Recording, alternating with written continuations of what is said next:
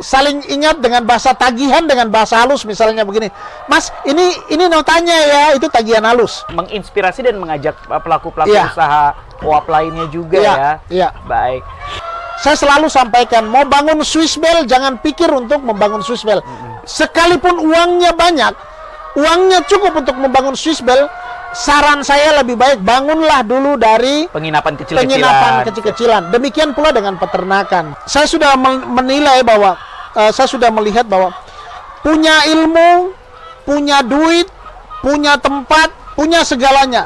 Tapi kemudian kalau tidak punya nyali, Ya. maka semua itu tidak akan terlaksana.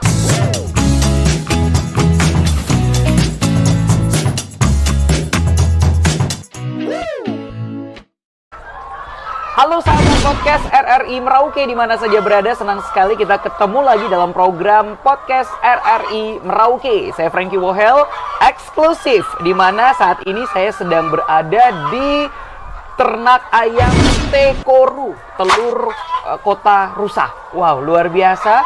Kita live dari tempat ternaknya langsung, dan yang istimewa di sebelah kiri saya sudah ada sang owner atau pengusaha, pelaku UMKM kita yang luar biasa dalam berbisnis telur, dan dia adalah OAP atau pengusaha orang asli Papua. Sudah ada Bung Toki atau Ya. Bung Thomas Kimco ya. Kimco, ya. Baik, selamat. Saya mau bilang selamat datang serba salah ya. Ya. Justru saya yang datang ke sini ya. Selamat berjumpa. Oke, selamat berjumpa. Ya. Gimana kabarnya?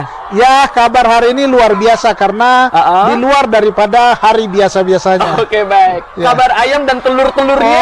Oh, puji Tuhan, sampai dengan saat ini ayam dan telur-telur kita lihat bersama Oke. sangat sehat-sehat. Sangat sehat-sehat. Ya. Jadi rajin makan telur biar sehat ya. Ya.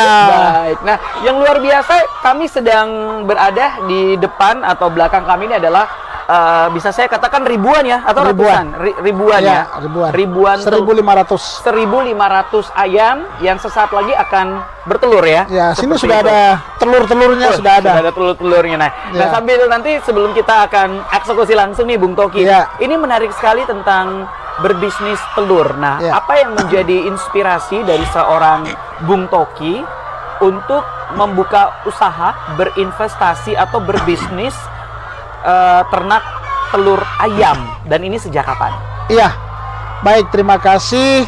Sebenarnya yang memberi inspirasi kepada saya itu ada salah satu orang tokoh yang saya sebut almarhum Bapak Ignatius Sugimin. Baik. Beliau merupakan tokoh inspirasi saya, tokoh pertama yang memberikan sedikit gambaran tentang peternakan. Kebetulan beliau dulu sebagai peternak tradisional, ayam petelur tradisional.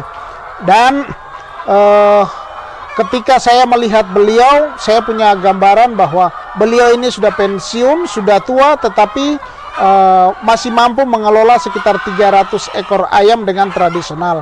Dari situ saya berpikir, kenapa saya masih muda, saya masih energik, kenapa saya tidak coba untuk memulai sistem kandang yang modern. Seperti itu. Maka dari situlah saya terinspirasi, dan juga inspirasi yang kedua sebenarnya memberikan motivasi kepada anak-anak Papua, bahwa di mana-mana saya dengar dan saya lihat bahwa mereka sudah sarjana, tetapi melulu mereka mengejar pegawai negeri atau ASN. Disitulah muncul pemikiran saya buat sesuatu yang kemudian bisa menarik mereka, bahwa tidak harus jadi PNS, kita bisa mendapatkan sumber penghasilan, tetapi ternyata dengan beternak, yang saya ambil satu sampel yaitu ternak ayam, kita bisa mengais keuntungan yang cukup besar. Dan usaha saya ini saya sudah mulai sejak tahun 2015. Baik. Seperti itu. Luar biasa. Jadi bagaimana menginspirasi untuk anak-anak muda, khususnya OAP juga ini, Iya. ekonomi mandiri ya. Ekonomi Artinya mandiri, tidak tergantung iya. dari pegawai negeri, mencari lowongan kerja di Iya. mana-mana. Kalau kita punya modal dan kita punya keberanian, kenapa tidak ya? Iya, Pak benar, Thomas, ya? benar, Baik. iya, iya. Dari 2015 sampai saat ini berarti sudah sekitar 9 tahun ya, menuju Iya. satu dekade, 10 Iya, tahun ini. 10 tahun. Nah, apa perkembangan yang selama ini Pak Toki, Bung Toki dapatkan? Artinya mungkin memulainya dengan berapa ekor ayam, dan sekarang sudah berapa ekor ayam? Tadi udah 1.000 lebih ya. Baik, terima kasih. Dulu ketika saya memulai itu sempat mundur maju. Saya sempat sampaikan kepada orang yang memberi ajaran kepada saya bahwa Pak, saya coba dengan 100-200 ekor dulu. Tapi bahasa yang disampaikan kepada saya bahwa Pak Kimco, jangan 100 atau 200. Baiknya langsung 500. Satu kali begitu Iya, ya. karena proses untuk dari DOC sampai dengan layar dan siap bertelur itu dibutuhkan waktu 6 bulan. Maka kalau sudah produksi nanti hasilnya banyak, kemudian Putar modal kembali gitu ya. iya, putar modal kembali, kemudian kalau sudah hasilnya banyak nanti peminat cukup banyak. Sehingga itu nilai sangat promo ya. iya, nilai promonya Siap. sangat disayangkan kalau cuma 200 Sedikit. ekor. Terus kita tunggu harus 6 bulan baru produksi. Lebih baik kalau 500 itu bisa terasa. Nah, seperti itu. Maka saya dulu mulai dengan 500 di tahun 2015. Dengan lokasi saya dulu di samping rumah. Baik. Dengan ukuran 4 kali 12. 4 kali 12 itu sudah saya jadikan satu kandang. Baik, Nah, satu seperti itu. Di situ saya mulai dengan 500. Berjalan waktu kurang lebih saya di kandang di samping rumah itu, di areal rumah sekitar 3 tahun. Baik. 3 tahun sampai dengan 2.500 ekor, dan saya pindah karena saya lihat kayaknya sudah tidak bisa di ini lagi, tidak bisa di tambah lagi, maka pengembangannya saya bergeser ke Cikombong, daerah Cikombong sini untuk mengembangkan usaha saya. Saya pindah ke Cikombong 2018 dengan populasi 3.000 ekor, dan sampai dengan saat ini karena memang saya punya target dulu di 2020 itu minimal saya sudah punya 5.000 ekor 5.000 di 2020. Puji Tuhan di 2024 ini saat ini sudah 6.000 ekor. 6.000 Dan ekor. saya rencana nanti dalam waktu dekat saya pengembangan di areal Cikombong ini nanti sampai dengan 7.000 ekor. Oke, kita doakan Seperti itu. bersama Amin, ya. amin. Amin ya. Ya. Baik. Untuk hasil dari telurnya sendiri nih, Iya. dalam sekali Produksi. sekali produksi itu berapa butir telur? Iya.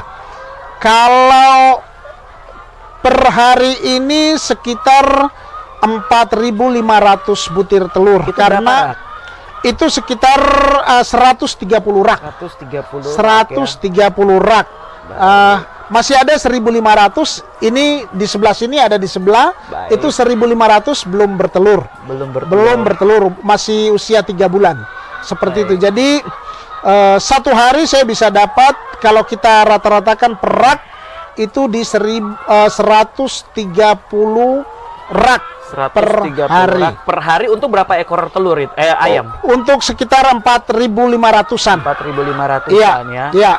Emang ayam ini kalau dia bertelur tuh berapa lama sekali baru dia bisa bertelur lagi? Saya penasaran juga ya. Kalau ayam sudah mulai masuk usia bertelur itu di 4 bulan itu sudah ada 1-2 yang mulai bertelur, sampai di puncaknya itu 6 bulan. 6 bulan. 6 bulan itu sudah 100%. Artinya semua ayam sudah bertelur. Baik. 100% ayamnya sudah bertelur, tetapi produksinya tidak bisa sampai 100%, paling di 90-95. Betul. Karena setiap hari itu pasti ada ayam yang tidak bertelur. Oke. Dan satu ayam, ketika saya teliti secara tradisional, bahwa satu ayam itu di 1 bulan dia bisa bertelur di 25 kali. 25 kali Berarti bertelur. 25 Ada kali 5 ini hari. berapa telur? 25 telur. 25 telur. Jadi ada 5 hari yang telur ayam itu dia tidak bertelur. Baik. Seperti Jadi itu. semakin banyak ayam yang diternak, maka semakin hampir mendekati setiap hari juga ya. Jadi menghasilkan memang telur. kalau sudah produksi, kita katakan tiap hari itu pasti ayam bertelur. Betul. Walaupun nanti tenggang yang tadi saya bilang 5 hari, karena tertutup dengan yang lain. Betul. Tertutup dengan yang lain. Sehingga kalau sudah produksi, usia ayam 6 bulan sudah produksi, dia sampai dengan 2,5 tahun. Baik. Baru kita afker. Afker ya. Ya, jadi Oke. ayam afker itu juga sudah ada batas waktunya ya. sudah ada batas waktunya, dan sudah ada pelanggan yang ambil, ada bakul ayam yang ambil ayam afkirnya. Baik, luar biasa ya. Nah, bicara tentang kualitas telur ini kan salah satu hal yang harus diperhatikan ya. Benar. Kualitas telur ini pengaruh dari kesehatan ayamnya. Ya, Ini kesehatan bagaimana pemeliharaan yang dilakukan oleh Bung Toki? Kalau saya boleh sampaikan boleh jujur bahwa setiap peternak yang ada khusus di Kota Merauke, itu masing-masing punya ilmu sendiri-sendiri. Artinya ilmu untuk bagaimana menciptakan suasana supaya ayam tetap sehat, ayam tidak stres. Kemudian ada banyak peternak yang menginginkan bahwa tidak boleh orang asing, tidak boleh orang dari luar untuk masuk ke dalam kandang sembarang, seperti itu. Secara ketentuan, secara umum memang iya. Tapi ketika saya sudah 9 tahun beternak, bahwa ternyata ayam ini kita tidak boleh manjakan dengan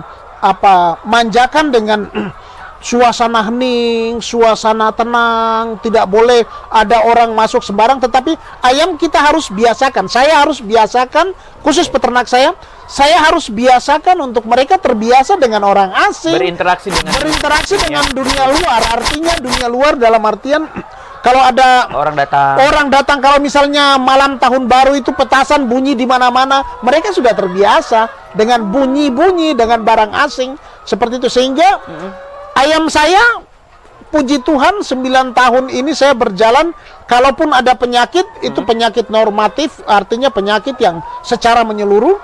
Tetapi kalau sejauh ini, ya puji Tuhan, ayam masih sehat-sehat saja, dan mereka enjoy saja. Baik. Ciri-ciri ayam yang sehat ini seperti apa? Untuk kalau saya nih kan kalau datang saya bingung nih lihat nih. Ciri-ciri ayam yang sehat, ayam sakit gitu seperti apa? Ayam itu makannya nanti kita lihat di sini. Siap. Kita lihat di sini nanti di jam-jam kasih makan kan jam 6. Jam 6 pagi. Nanti di jam-jam 11 kita lihat. Kalau ternyata makannya masih banyak, makan itu berarti ayam kurang sehat. Seperti begitu. Kalau makannya masih banyak, itu berarti ayam dia kurang sehat. Seperti begitu. Dan juga kelihatan ayam yang tidak sehat kelihatan. Dari matanya juga matanya, jambulnya pucat, kemudian nafsu makan kurang. Seperti itu. Kalau ayam seperti begitu, kita kandangkan sendiri dan kita pacu dengan vitamin sendiri. Artinya jangan sampai ada bisa virus gitu yang bisa ke ayam hal lainnya. Sederhananya itu. Baik. Nah ini Pak Thomas Ginko nih memperkerjakan berapa orang nih? Karena cukup banyak. Di saya sini sekitar 5 karyawan. 5 karyawan itu mayoritas anak-anak Papua. Anak-anak Papua, dan saya dibantu oleh saudara-saudara dari Flores, NTT. Baik. Seperti itu, dan saya datangkan. Seperti itu. Kemudian saya sudah MOU dengan beberapa sekolah SMK peternakan. Saya kasih contoh SMK Kumbe, SMK Sota, SMK Tanah Miring. Itu mereka sudah MOU dengan saya, jadi setiap semester atau setiap triwulan itu pasti ada anak yang praktek.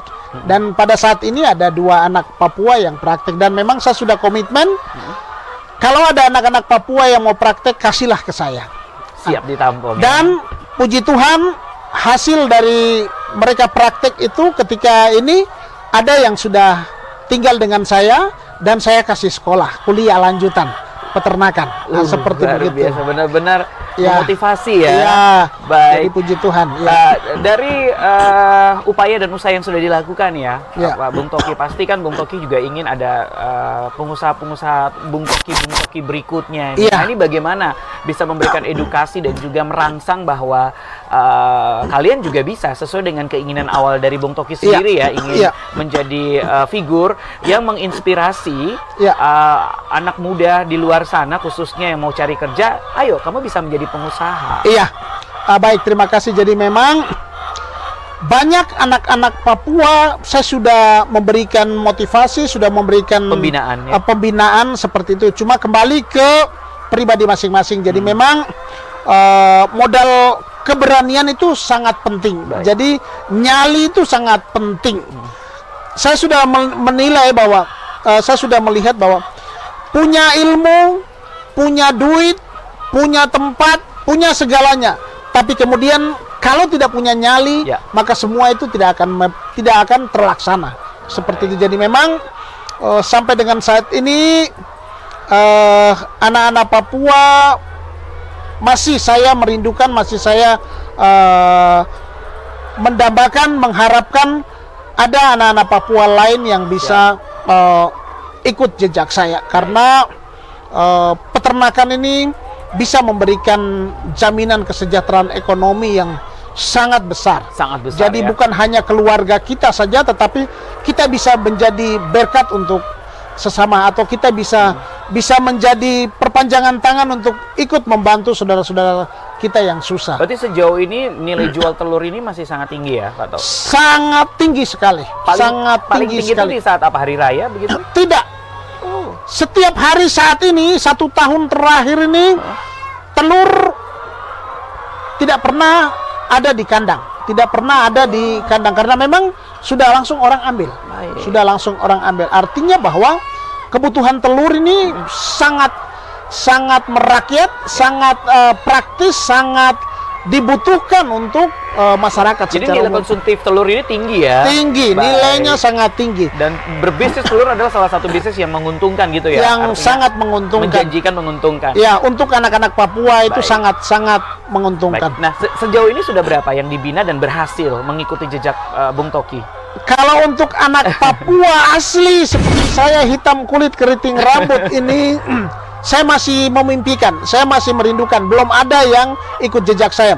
Tetapi untuk saudara-saudara dari timur sudah ada sekitar 2 orang yang saya sudah bina, dan puji Tuhan sekarang mereka sudah berdiri sendiri, sudah beternak, dan tinggal tunggu beberapa waktu lagi mereka sudah panen. Baik, berarti Bung Toki melihat apakah memang jiwa berbisnis seperti ini masih sedikit yang jadi daya tarik atau selera begitu, atau apa kendalanya? Iya, karena memang ketika mereka saya bawa ke sini, mereka melihat yang sudah posisi ini, Oh, tidak. sehingga mereka bilang kayaknya mustahil saya mau ikut ini. Padahal saya selalu sampaikan, mau bangun Swiss Bell jangan pikir untuk membangun Swiss Bell. Sekalipun uangnya banyak, uangnya cukup untuk membangun Swiss Bell, saran saya lebih baik bangunlah dulu dari penginapan kecil-kecilan. penginapan kecil-kecilan. Demikian pula dengan peternakan. Baik. Jadi jangan lihat sekarang. Saya sudah 9 tahun, oleh karena itu saya kan sudah butuh proses. Baik. Dulu saya memulai dengan 500 dengan kecil-kecilan ini. Oleh karena itu kesimpulannya adalah jangan mulai lihat yang besar ini. Karena saya sudah lewati waktu yang cukup panjang. Tetapi mulailah dari yang kecil. Percaya butuh waktu yang Ya, bersabar dan berjuang. Ya. iya, intinya kalau memulai yang besar, Oke. mulailah dari yang kecil dulu. Oke, nah. Seperti itu. Baik, ini berarti kan Bung Toki sudah menjelaskan perjalanan cukup panjang ya. Berarti bagaimana Bung Toki melihat perkembangan sejauh ini dengan mengatasi kendala-kendala yang dihadapi, dan kendala paling sering dihadapi seperti apa? Ya, kalau khusus untuk peternakan ini, kendala yang paling besar adalah penyakit. Penyakit. Karena ini binatang hidup. Penyakit, kemudian kemudian dengan pakan. Pakan ya. Jadi 3 hal ini menurut saya, 3 hal ini yang menjadi diperhatikan, kendala yang harus diperhatikan. Jadi misalnya pakan yang selama ini kita biasa kasih makan, terus tiba-tiba di satu momen pakan ini habis, terus kita ganti dengan yang lain, secara otomatis produksi akan terganggu. Karena- Telur akan hilang. Karena Dari ayam juga nggak makan. gitu ya? Ayam bukan, ayam makan tetapi telurnya hilang. Oh, Gitu, pengaruhnya? karena proses pembuahan ini dengan makanan, bukan dengan pejantan. Oke. Jadi ayam ini, lihat, kalau kita lihat di dalam ini ada dua-dua, ini betina semua yang ada di sini. Iya, jadi proses pembuahannya melalui makanan. Jadi kalau misalnya nutrisi dan kandungan makan yang sudah ada di sini, di dalam kandungan pakan ini, kalau kita ganti, maka produksi ayam akan berubah. Baik. Bahkan ayam akan kehilangan telur. Kehilangan telur ya. Nah, seperti itu. Itu satu. Kemudian penyakit. Penyakit itu tidak ada tawar-menawar. Itu pasti orang akan merugi. Seperti itu. Kemudian cuaca. Cuaca buruk juga kalau kita tidak antisipasi dengan vaksin yang baik, vaksin yang teratur pada saat cuaca buruk, itu telur akan hilang. telur ayam artinya hilang dalam artian telur ayam tidak bertelur. Tidak bertelur ya, tidak ada produksi telur tidak ya. ada produksi telur. Artinya ada, tetapi dia menurun. Misalnya bisa, saya sekarang 130. Kalau memang cuaca ekstrim atau ayam bermasalah, apa dia bisa turun sampai di 100 rak, bisa 120 kali. Bayangkan, satu hari kalau 6 atau 7 rak hilang, itu kerugian sudah sangat besar. Kemudian kos biaya yang paling besar untuk beternak ayam ini adalah di pakan. Pakan ya. Pakan sangat besar pengeluarannya. Setiap hari pakan dikeluarkan. Berarti kan ini kan bicara tentang modal ya. Modal, ya. Ya, sejauh ini bagaimana untuk sistem pengolahan baik modal ataupun juga bantuan atau ada donatur-donatur yang mendukung usaha Pak Toki ini? Kunci daripada usaha saya ini saya tidak bicara lain, tapi saya pikir ini ilmu ini pasti dilakukan oleh teman-teman yang lain. Kunci daripada kita berusaha ini, kita harus membangun kemitraan dan kepercayaan dengan mitra seperti itu. Jadi saya kasih contoh, pakan saya ini tiap bulannya itu bisa menghabiskan biaya sekitar 200 jutaan lebih. 200 juta lebih. Dari mana 200 juta ini? Saya membangun mitra. Saya ambil dulu dari teman, nanti ada uang setiap ini saya store. Intinya harus kita store.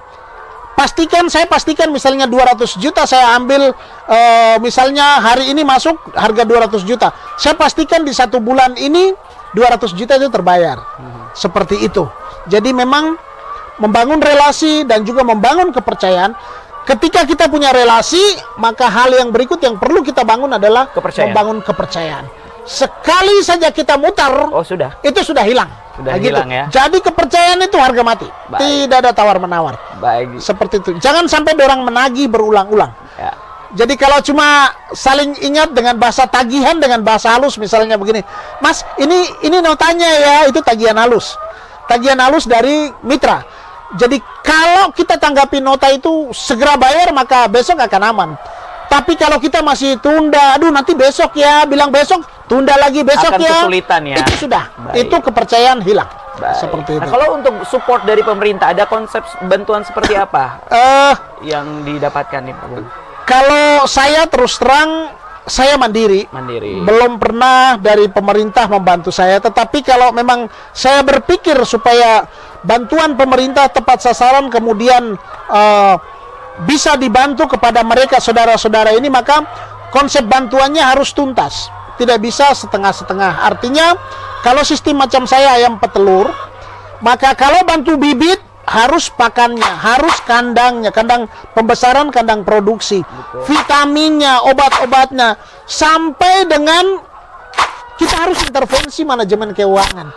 Orang selalu gagal karena manajemen keuangannya tidak bagus. Seperti itu. Jadi kita harus intervensi manajemen keuangan. Manajemen keuangan posnya harus jelas. Jadi pos untuk kita perputaran pakan, pos untuk gaji karyawan, pos untuk produksi vitamin dan yang lain-lain, rak, vitamin apa, itu yang harus kita atur. Dan namanya usaha itu jangan kita berpikir, oh ini saya punya keuntungan, jangan. Lebih baik kita berpikir semua operasi ini berjalan itu secara otomatis nanti keuangan ada di situ. Jangan kita berpikir keuntungan kita. Oh ini saya punya keuntungan, jadi saya harus pakai untuk beli ini.